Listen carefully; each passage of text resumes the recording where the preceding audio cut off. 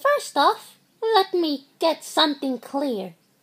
I am a Mooner. You know what's so good about Mooners? They are awesome, they are fabulous, and they're sexy. We have the sexiest stats.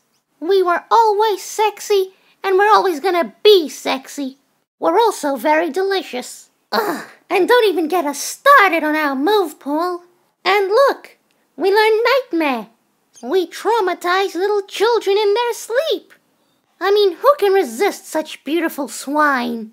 The authorities actually want to put me in the first games. But my existence got delayed 12 years. You know why? Because Mooners are too awesome for a regular audience. So there you have it. Now you know why Mooners are so great. Thank you all for watching.